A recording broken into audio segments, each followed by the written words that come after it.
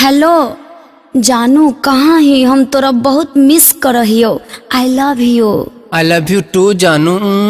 चल वापिस कर। रुक जो, मम्मी आ गेलो। का मम्मी आ गेलो? ए ज्यादा नाटक नहीं कर, ठीक ने? तोरा जब दुगो प्यार के बात कर रही है तो मम्मी और बाबू आ जाओ। तोर आ पहले मिले हमरा से बतावहियो। ठीक हो, आ मिले।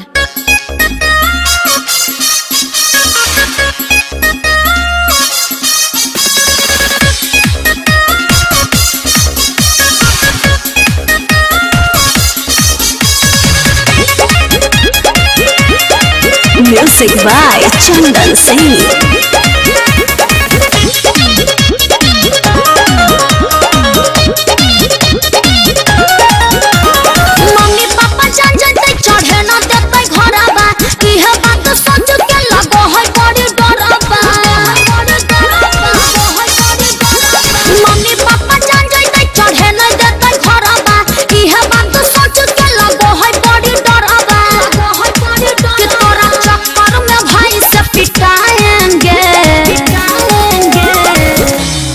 कई गो भाई हिंगे?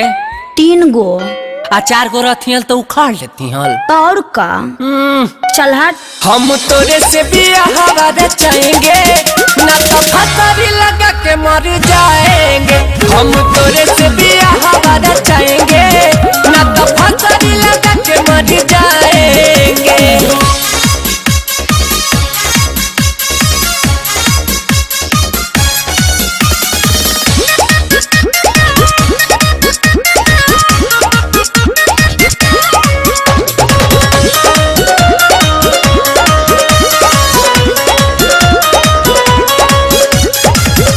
बड़ा बड़ा बोला हकी करो ही न कुछ रे। कर दे तो पापा कहियो के करो हाथे बुक रे। हाँ तो बैठ के हाथ मली है।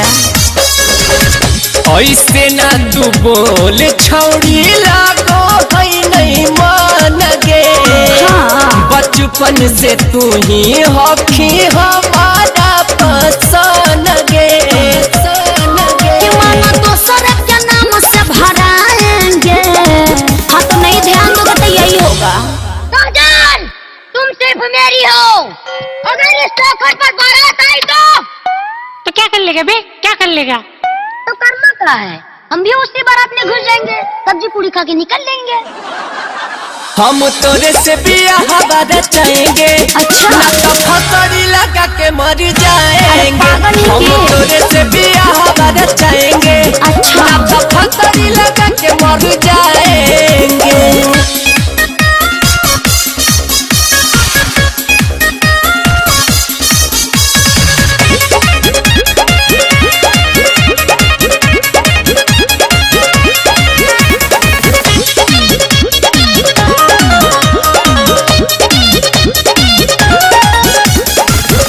बतिया से तोर छड़ा लाग बड़ी डर रे। मार काट करी है न तू हमर लभर रे।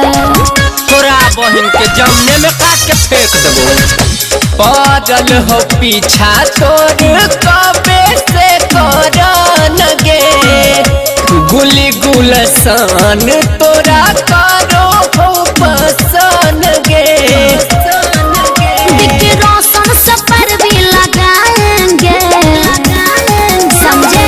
जे तोरा पर हाथ उठाएगा ओकरा हम दुनिया से उठा देंगे। ओहो, बड़ा तिस्मार खान है। और नहीं तो का हल्के में ले रखी हो। हम तोरे से बियाह चाहेंगे ना तो फसारी लगा के मर जाएंगे। हम तोरे से बियाह चाहेंगे।